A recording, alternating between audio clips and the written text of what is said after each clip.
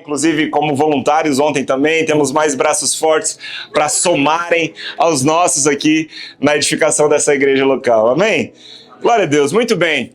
Estando numa estação de fundamentação da igreja, nós estamos construindo alicerces e fundamentos na fé aqui. Iniciamos há 2 domingos atrás uma série de 14 mensagens, uma série pautada em Atos, no capítulo de número 2, dos versos de número 42 ao 47.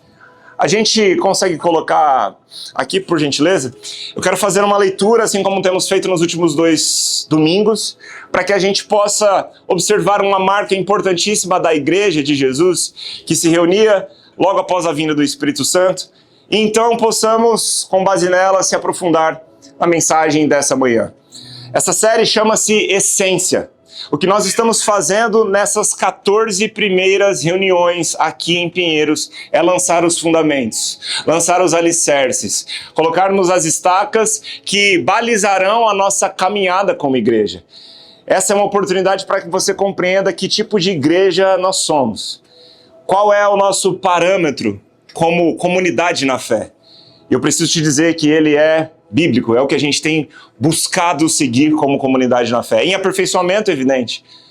Não somos perfeitos, mas olhando para o que a palavra nos referencia como uma igreja autêntica, nós buscamos também ser.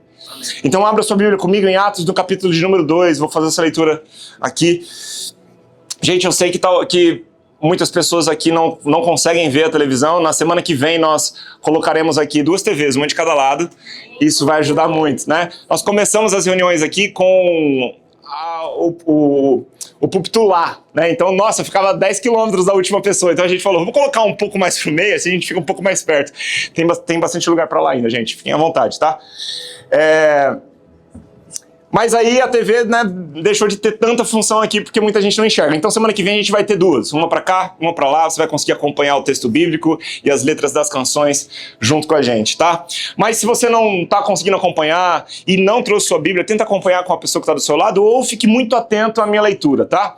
Bom, vamos lá. A Bíblia diz em Atos 2, 42, como se reuniam aqueles irmãos que acabaram de receber o Espírito Santo, que estavam provando do frescor, do início da era da igreja. Aqui é inaugurada esta era que nós fomos enxertados no ano de 2025, depois de Cristo. Mas lá estava no começo. Cristo Jesus tinha morrido, ressuscitado, voltado aos céus, e a promessa de que ele enviaria o Espírito Santo, aquele que nos empoderaria para sermos testemunhas de Jesus, tinha acabado de se cumprir.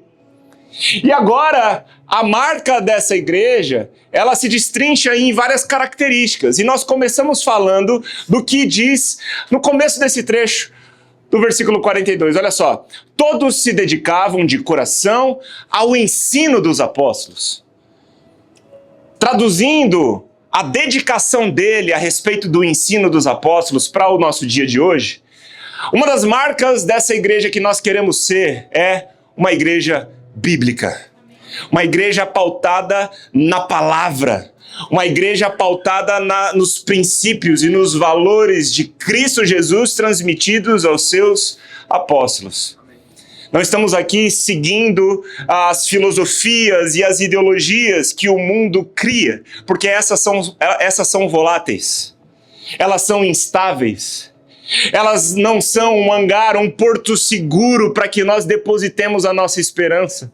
Mas aquele que é o eterno, o princípio e o fim, o alfa e o ômega, aquele que esteve ontem e hoje também já está no nosso amanhã, ele nos deu diretrizes. E aqueles que receberam da vida de Jesus, discipularam a sua igreja a partir desses princípios que receberam dele. Então a primeira marca que nós buscamos ter como igreja é essa, uma igreja bíblica. Esse foi o assunto do nosso primeiro domingo dessa série. No domingo passado, no entanto, avançamos para a marca número 2. A Bíblia diz na continuidade que todos se dedicavam de coração ao ensino dos apóstolos e também à comunhão.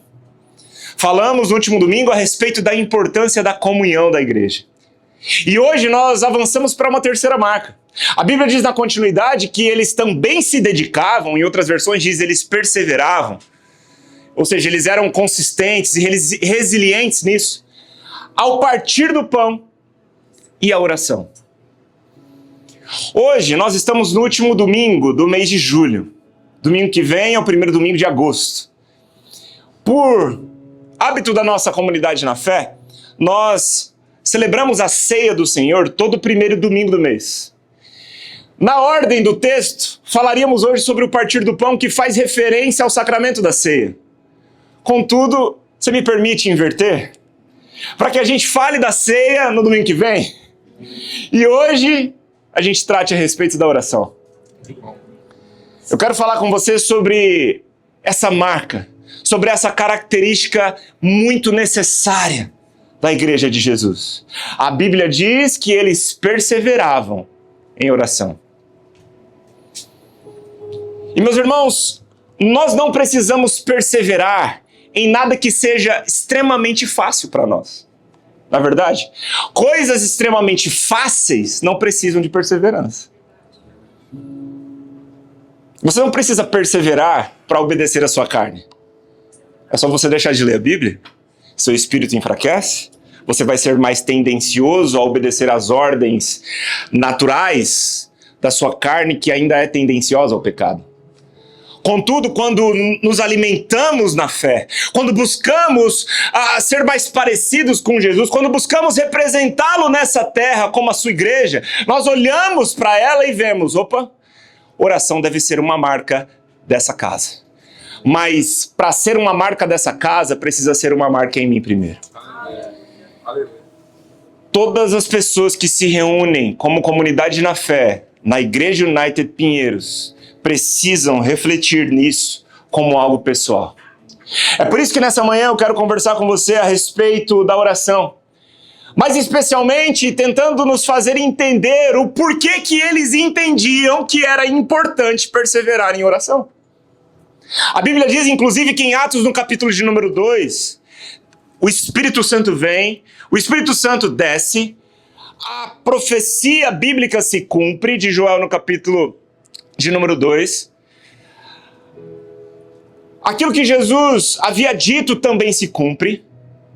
Mas agora, meus irmãos, o porquê que é que eles perseveravam?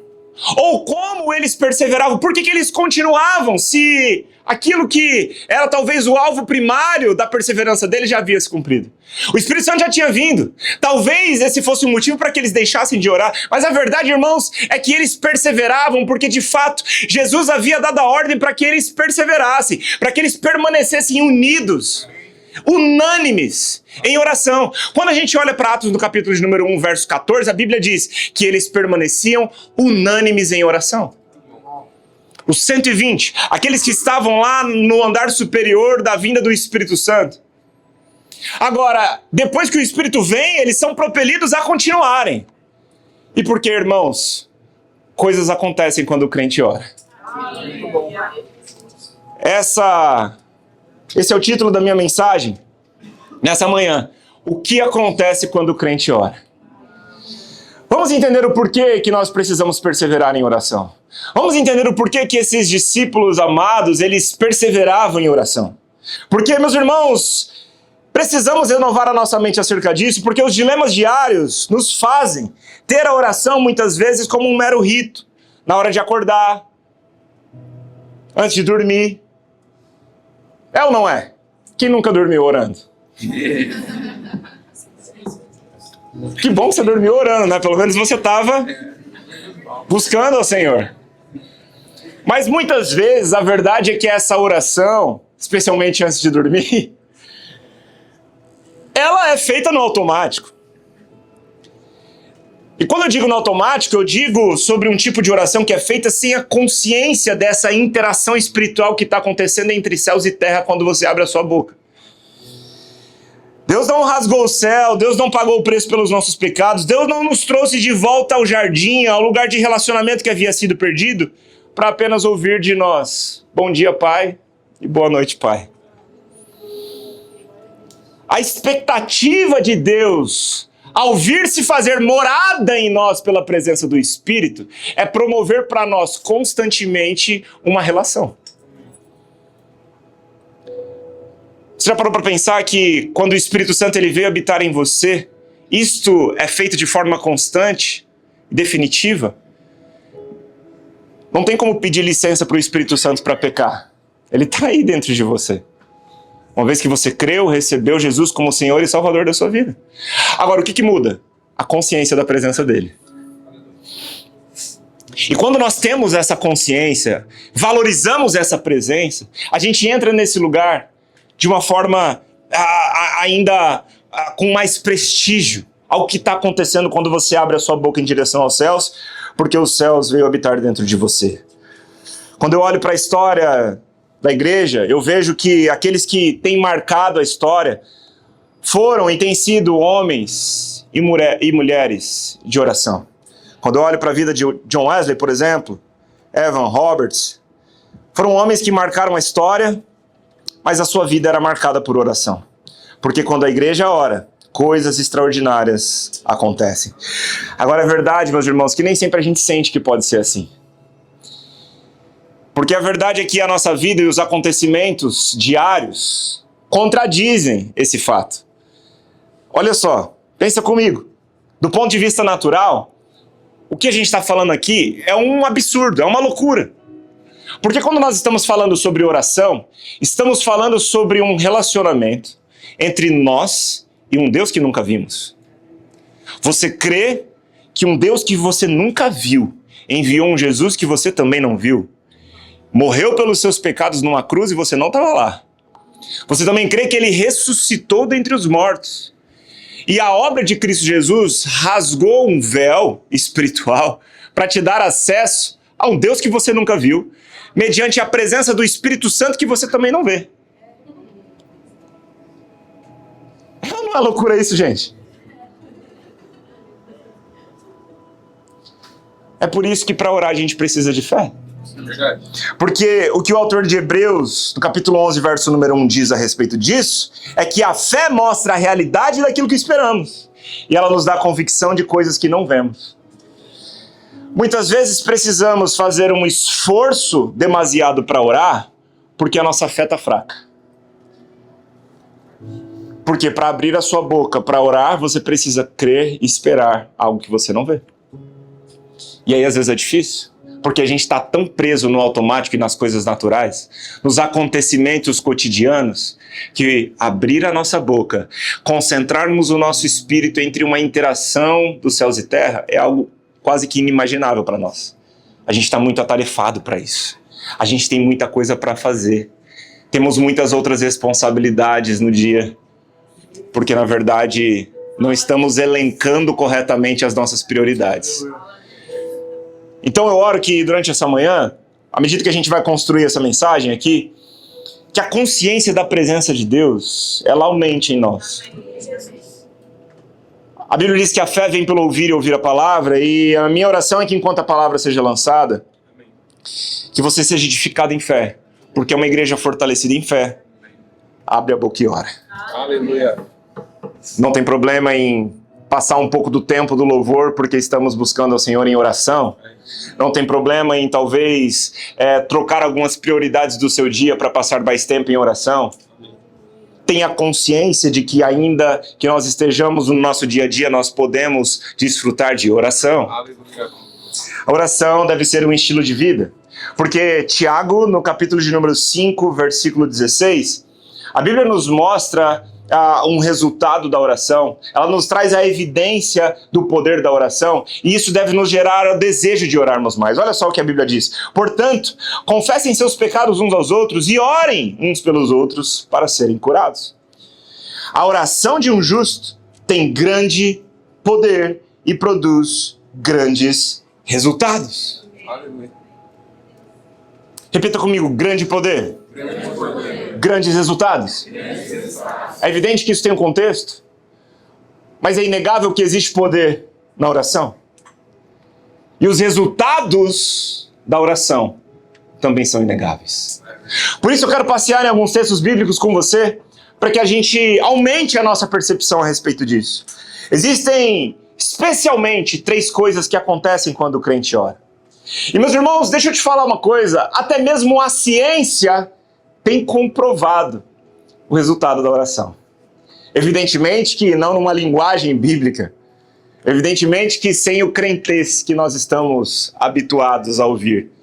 Mas olha só o que esse estudo científico feito pela Universidade de Duke, na Carolina do Norte, diz. Abre aspas. Os cientistas dessa universidade confirmaram que a oração pode influenciar a capacidade orgânica de enfrentar doenças. Olha o que eles estão descobrindo.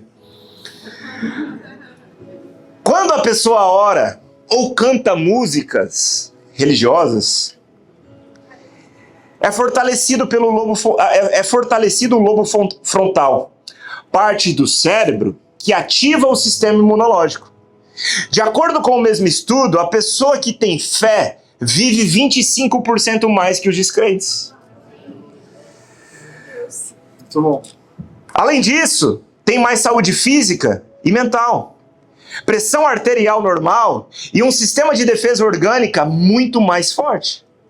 O envolvimento religioso reduz o estresse psicológico. Olha aí. Você poderia ter aprendido pela palavra. Mas você pode aprender com esse estudo científico também. Você está muito estressado? Será que você tem orado? Isso é para mim, irmãos. Também. Primeiramente. Sou eu que estou lendo.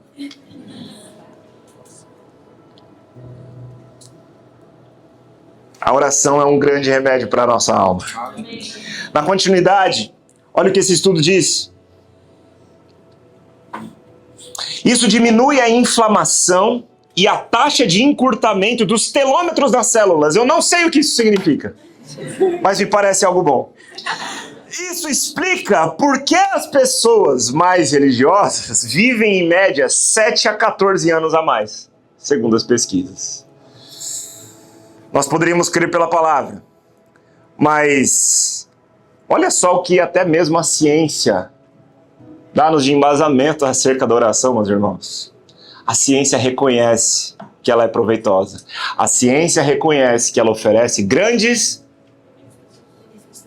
benefícios, grandes resultados, porque a oração tem poder. Nós somos justificados por Cristo Jesus. Logo, a partir desse lugar de justiça, o Senhor nos vê como justos.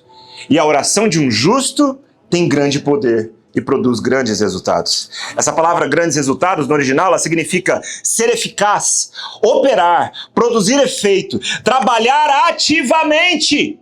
Ou seja, ela está relacionada à ideia de algo que gera um impacto real. Agora, já parou para pensar comigo que é fato que Deus, ele é infinito em poder. Deus, ele é onipotente. Mas esse Deus onipotente, onisciente e onipresente, ele decidiu agir através da igreja a partir da oração. Você já parou para pensar nisso? Deus nos deu uma ferramenta poderosa. E das 3 coisas que acontecem quando o crente ora, a primeira delas que eu quero refletir com você é com base naquele cego Bartimeu. Você lembra da história quando Jesus está passando por aquela praça, por aquele lugar, por aquele ambiente? Aquele cego ouviu falar de Jesus e percebe que Jesus está passando por ali, ele clama a Jesus. Jesus, para o que está fazendo, vai até ele e pergunta para ele: o que você quer? Agora pensa comigo. Um cego clamando por Jesus, evidentemente precisava voltar a enxergar. E evidentemente Jesus sabia disso. Só que Jesus, irmãos, ele ministra muito através das suas perguntas. As perguntas que Jesus faz, elas são muitas vezes retóricas, provocativas à reflexão, e é o que Jesus está fazendo aqui. Você precisa ver, eu sei disso, mas me fala você o que é que você quer. O que Jesus está fazendo com esse homem é levá-lo para um lugar de vulnerabilidade, para que ele pudesse depender de Jesus, abrir o seu coração e espaço para que Jesus de fato pudesse fazer aquilo que ele queria fazer, que era promover cura para aquele homem. E nós precisamos, irmãos, de vulnerabilidade para orarmos. E Deus espera nos encontrar nesse lugar de dependência para orarmos dele. Porque a oração, ela é uma prática daqueles que dependem do Senhor. Você ora pela consciência da dependência que você tem de Deus. Você exerce fé para abrir a sua boca para falar com Deus que você não vê, que enviou um Jesus que você não viu, que fez morada em você por intermédio do Espírito que você não viu, porque você crê que você depende dele. E quando nós dependemos de Deus, quando nós somos vulneráveis e canalizamos a nossa dependência nele, nós estamos aqui abrindo um espaço para esse Deus que pode suprir todas as nossas necessidades.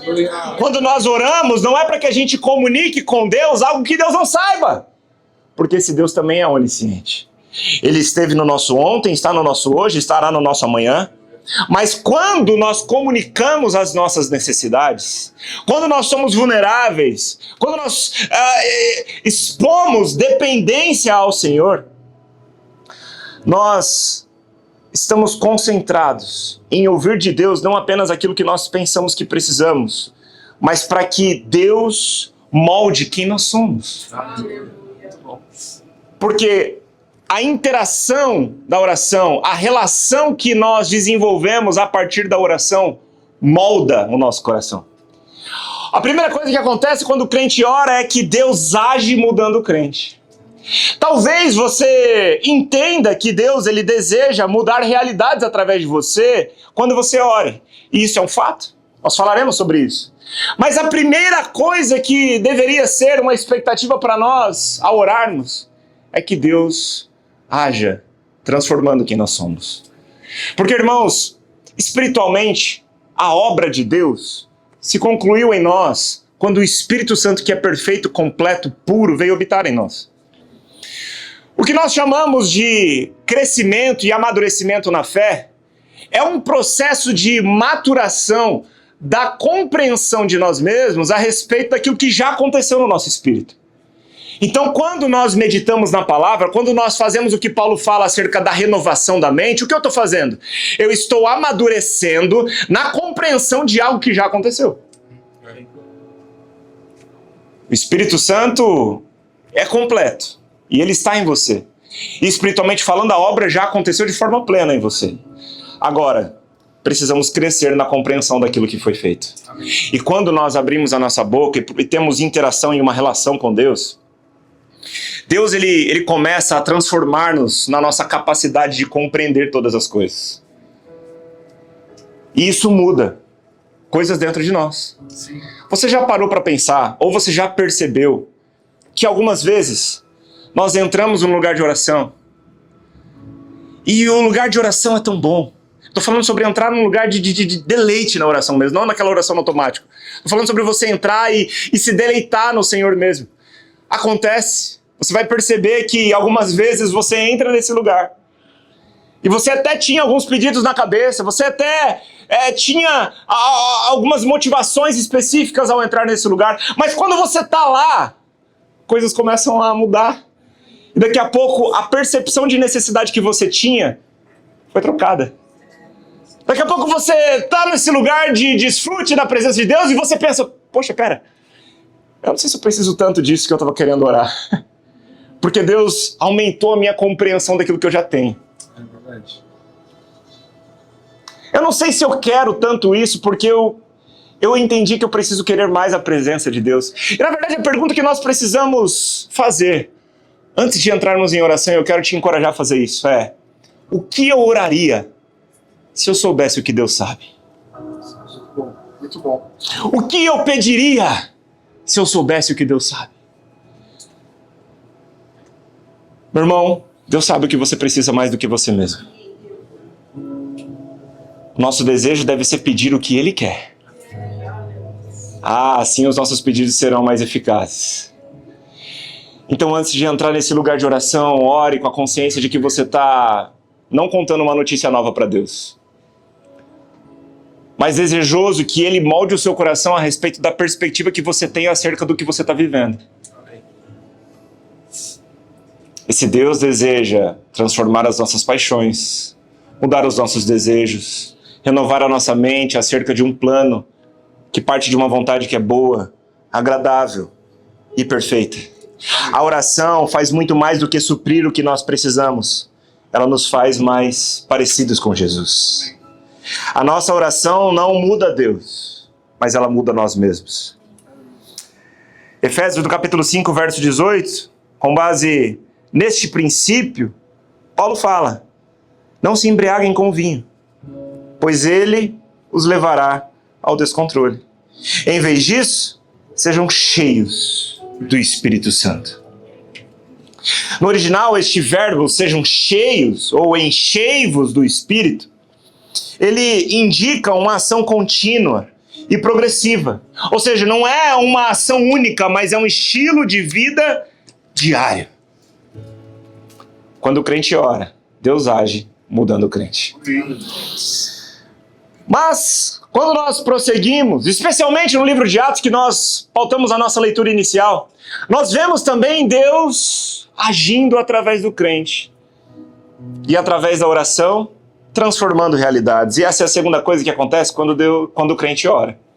Quando o crente ora, Deus age mudando o crente. E quando o crente ora, Deus age também transformando realidades. Olhe só para Atos, do capítulo de número 3, versículo de número 12, o que acontece?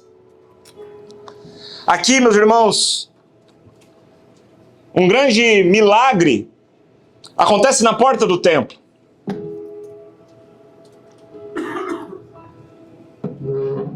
A Bíblia diz que Pedro e João estavam indo ao templo e numa porta chamada Formosa havia um aleijado, alguém que precisava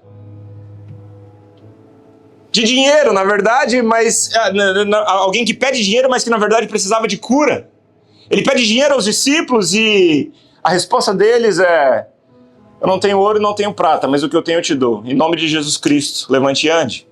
Aquele homem é curado, ele entra no templo louvando a Deus e o povo naquele contexto fica impressionado, porque aquele homem havia passado tanto tempo na porta pedindo esmola.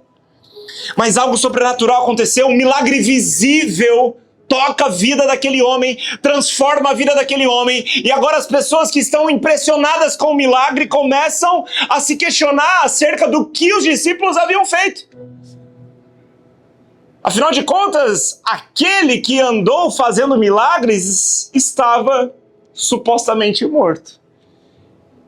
Eles haviam matado Jesus. Mas a verdade é que o Cristo ressurreto, que foi aos céus, enviou um Espírito para que os discípulos fizessem as mesmas obras e obras ainda maiores. Então a continuidade das obras de Jesus são evidentes na vida dos discípulos. E a resposta de Pedro é onde eu quero pautar a reflexão nesse ponto com você. Porque quando Pedro se dirige ao questionamento das pessoas a respeito de o que havia feito aquele milagre acontecer, Pedro diz: percebendo o que ocorria, ele dirigiu-se à multidão: povo de Israel, por que ficam surpresos com isso? Porque olham para nós como se tivéssemos feito esse homem andar por nosso próprio poder ou devoção. Pois foi o Deus de Abraão, de Isaque e de Jacó, o Deus de nossos antepassados, quem glorificou o seu servo Jesus, a quem vocês traíram e rejeitaram diante de Pilatos, apesar dele ter decidido soltá-lo. Vocês rejeitaram o santo e justo e, em seu lugar, exigiram que um assassino fosse liberto. E eu amo o que diz no verso de número 15. Pedro continua dizendo: vocês mataram o autor da vida, mas Deus o ressuscitou dos mortos. E nós somos testemunhas desse fato. E aqui ele fecha esse trecho explicando o que aconteceu. Pela fé no nome de Jesus, esse homem que vocês veem e conhecem foi curado. A fé no nome de Jesus o curou diante dos seus olhos. Eu gosto que existem alguns pontos que Pedro levanta que talvez, supostamente, seria a pauta daqueles religiosos acerca do que havia feito aquele homem ser curado. E Pedro começa dizendo: Vocês ficam surpresos e olham para nós como se nós tivéssemos feito isso pelo nosso próprio poder, ou nossa própria devoção? Não foi o poder de Pedro que curou? E nem foi a devoção de Pedro que curou? Mas a oração ao Deus que pode fazer todas as coisas ativou um milagre. Irmão, entenda muito bem o que eu vou dizer. A oração em si só não contém o poder. Mas a oração promove uma interação entre a terra e os céus para que o Deus poderoso responda através dela.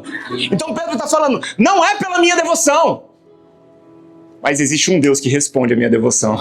E esse Deus é poderoso para curar aqueles que precisam de milagres. Esse Deus é poderoso para salvar aqueles que precisam de salvação.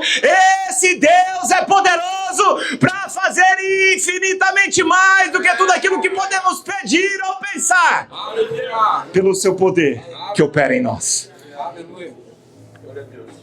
Você entende que não é a minha oração que possui poder em si? Porque se a minha oração que possui poder, então eu escolho quem ora por mim.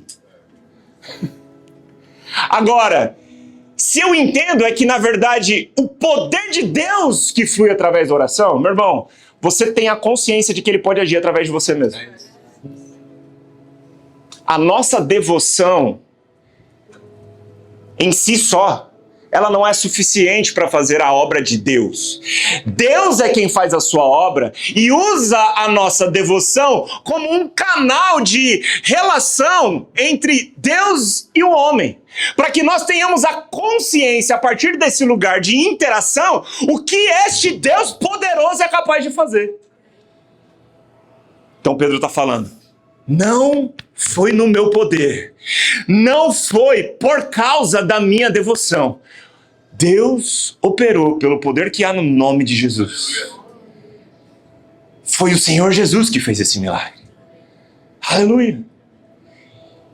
Isso deve nos trazer a consciência, irmãos, do que Deus pode fazer através de nós.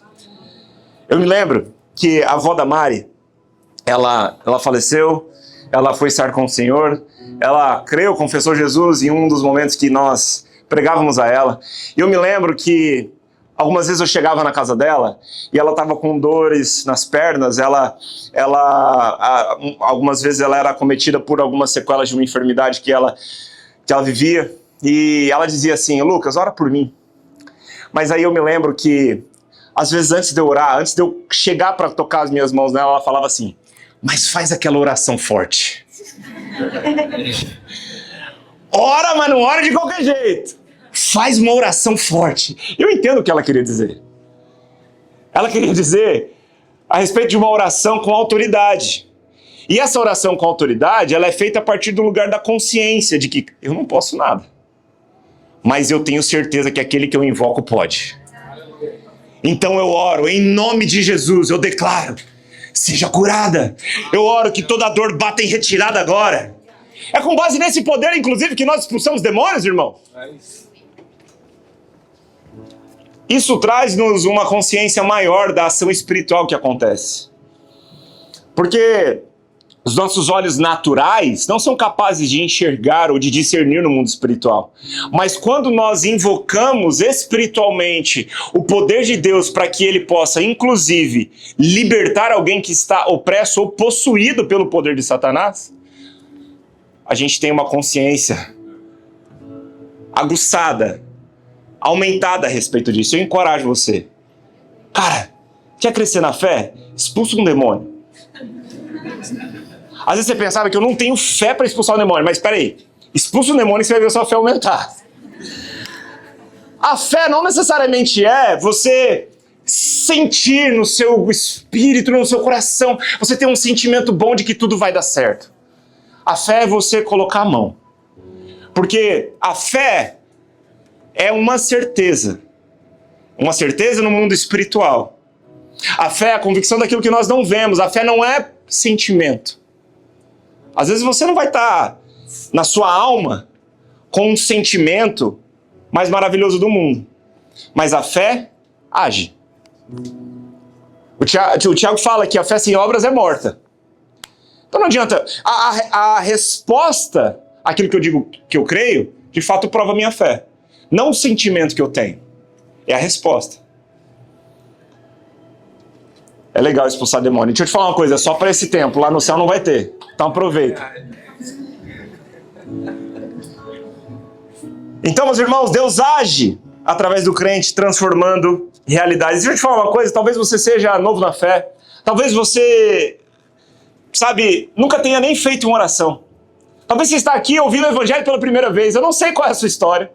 Mas Deus, Ele não está buscando especialistas em palavras eloquentes para buscá-lo em oração. Deus, Ele está procurando aqueles que se colocam num lugar de disponibilidade, crendo que Deus pode fazer o impossível acontecer. Aleluia. É isso que Jesus espera de nós. É isso que Jesus nos comissionou a fazermos quando invocamos o nome dele diante das circunstâncias que podem nos acometer. Aleluia. Na continuidade, eu quero finalizar com a terceira marca, ou a terceira coisa que acontece quando o crente ora. Isso está um pouco antes daquilo que nós lemos aqui. A Bíblia diz, em Atos do capítulo 1, verso 14, que todos eles se reuniam em oração com um só propósito. E a gente vê o que acontece em Atos 2, a gente vê os resultados que acontecem após a vinda do Espírito Santo, a gente fala, uau, mas que maravilhoso, eu quero viver isso. Mas não tem como a gente viver Atos 2, né, no exemplo dos discípulos, sem a gente perseverar em Atos 1,14. A Bíblia diz que eles permaneciam unânimes em oração. Só tem como viver Atos 2 se a gente viver Atos 1,14. A Bíblia diz que Jesus, ele apareceu para cerca de 500 testemunhas, ressurreto. Agora, quantos estavam ali em Atos 2 da vinda do Espírito Santo? Vamos lá, gente, pode falar comigo. 120. 120 estavam reunidos na vinda do Espírito Santo. Eu te pergunto, Jesus apareceu ressurreto para mais de 500, onde é que estavam os outros 380? Ele falou para os seus discípulos que ele ressuscitaria, e mesmo que alguns tivessem questionamentos a respeito disso, agora Jesus havia aparecido.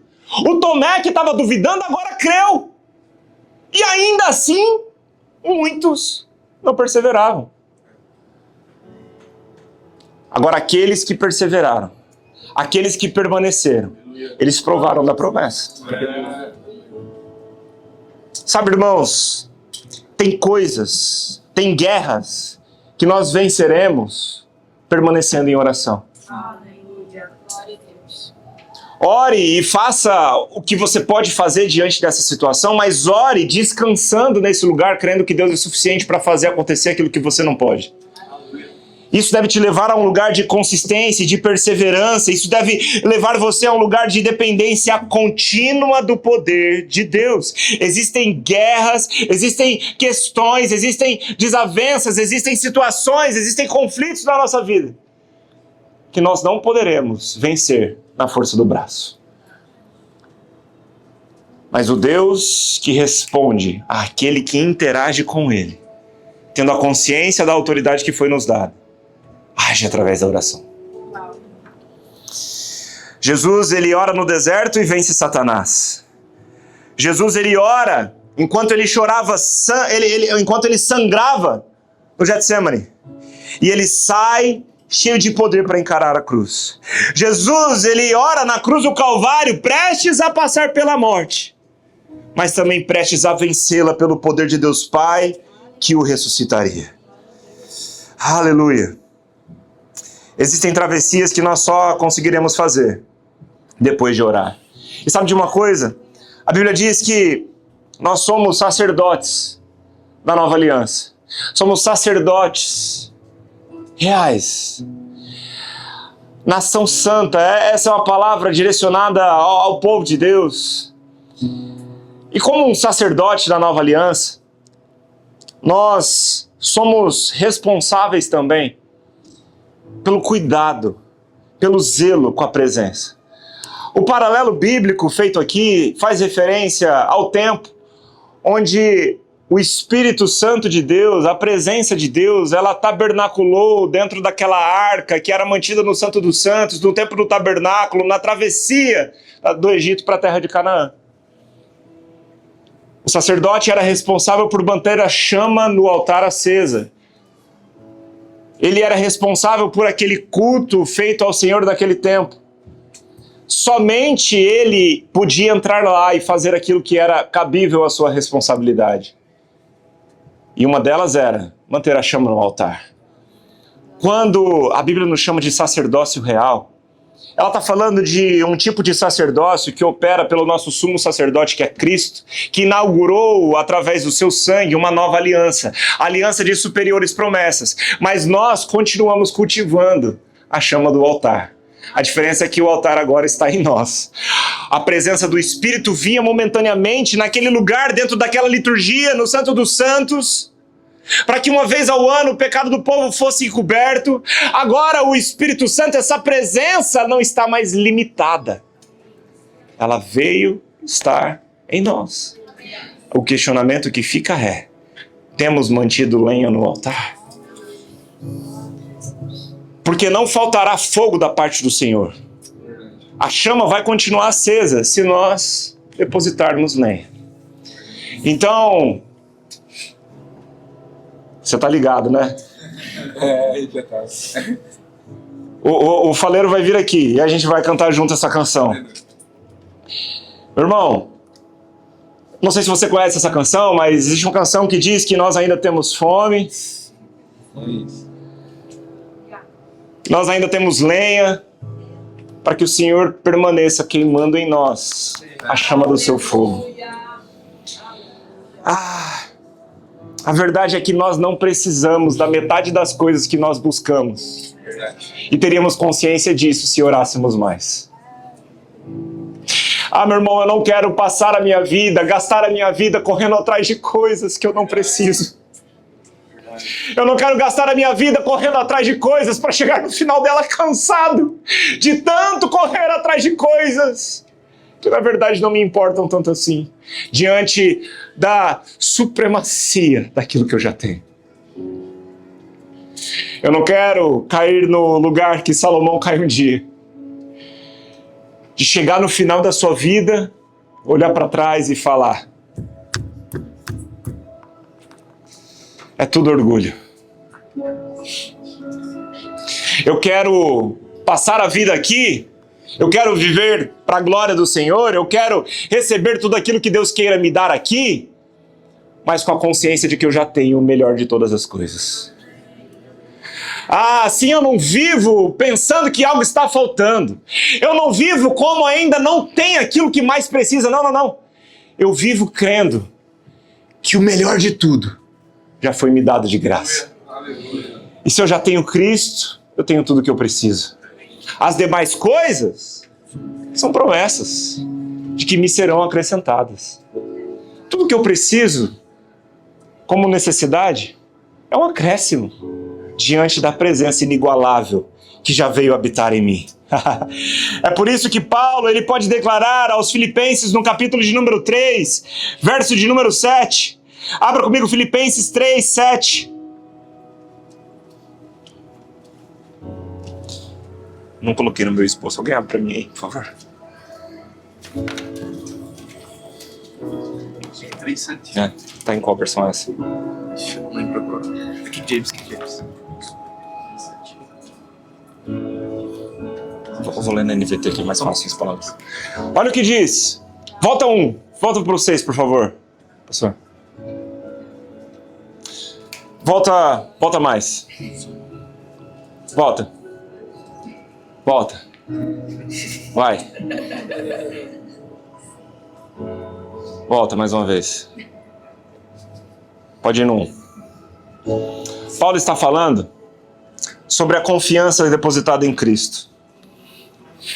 E Paulo, ele faz um comparativo com as coisas que outrora ele considerava como lucro.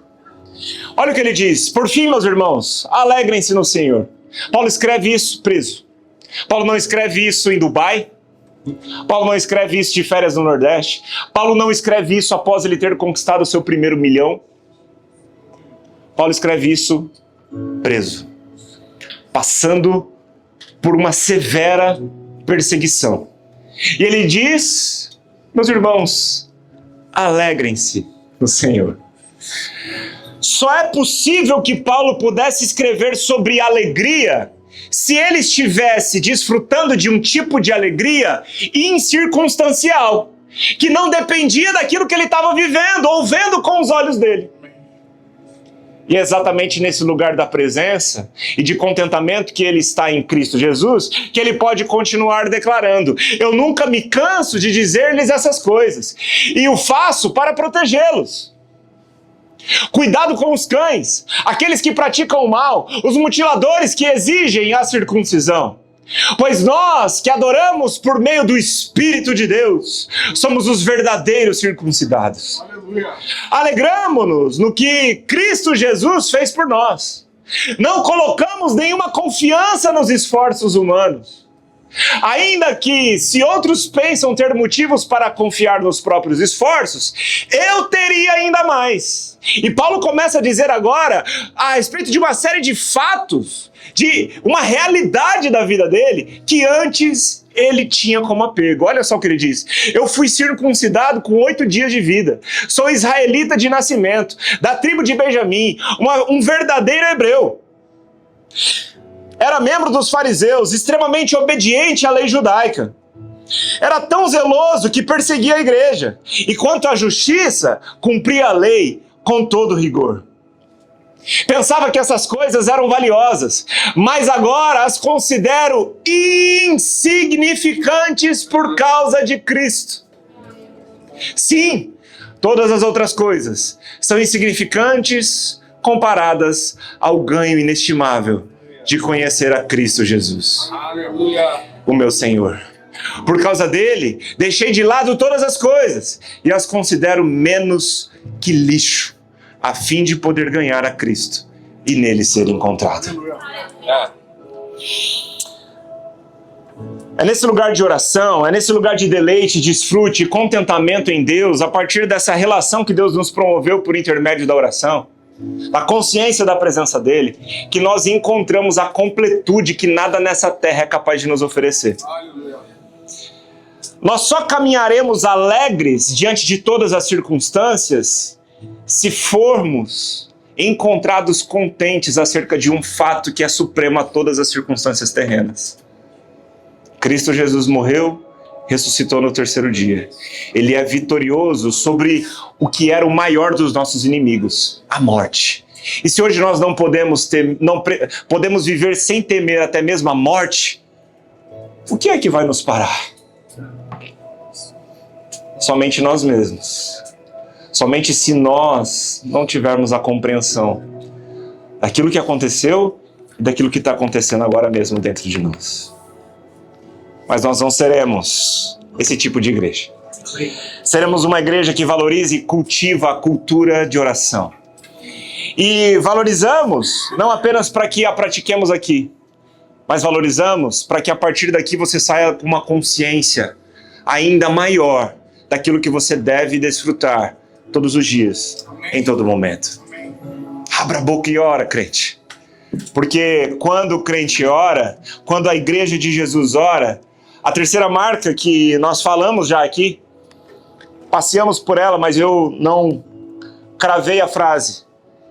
Quando o crente ora, Deus age mudando o crente. Quando o crente ora, Deus age mudando circunstâncias e realidades a partir do crente.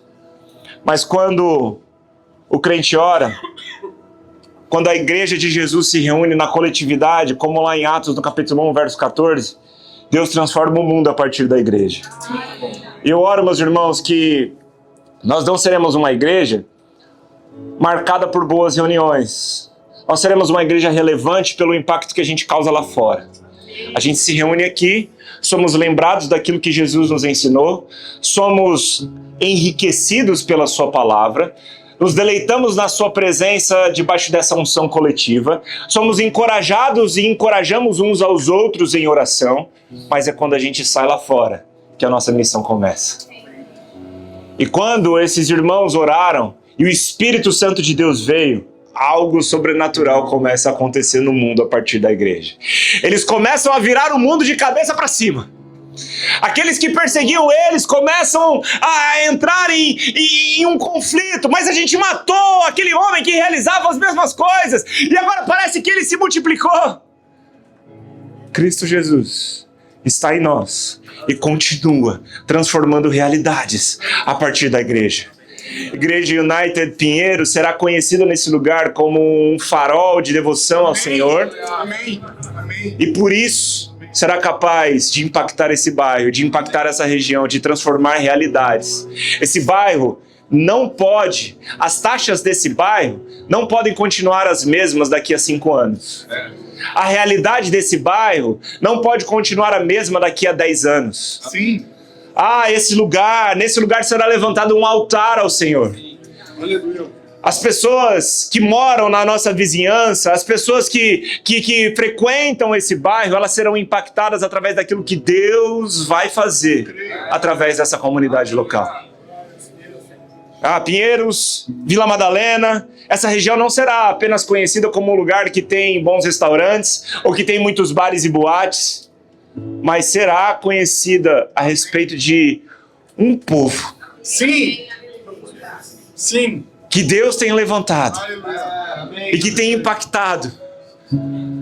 Meus irmãos, eu não vou me surpreender se daqui a alguns anos talvez algum desses bares falirem. Eu não vou me surpreender se daqui a alguns anos talvez algumas dessas boates fecharem. Eu não vou me surpreender se daqui a alguns anos tivermos muito mais igrejas fazendo bons trabalhos aqui. Eu não vou me surpreender se ao invés de escutarmos músicas diversas e que estão adorando Satanás nas ruas, a gente passar por aí e começar a escutar mais louvores. Eu não vou me surpreender se agora os maridos pararem de trair as esposas por aí. Eu não vou me surpreender se agora os necessitados começarem a ser atendidos no nosso bairro também. Eu não vou me surpreender se o número de divórcio cair nesse bairro. Eu não vou me surpreender se o número de presos ao alcoolismo cair nesse bairro. Não. Isso não é uma surpresa, porque a igreja de Jesus é chamada para transformar realidades. Não, a gente não se reúne apenas pelo que acontece aqui. Aquilo que acontece aqui em nós ecoa por onde a gente passa. Mas tudo isso começa no lugar da consciência, da presença que está em nós. Valorizemos ela, em nome de Jesus. Se coloque de pé no seu lugar.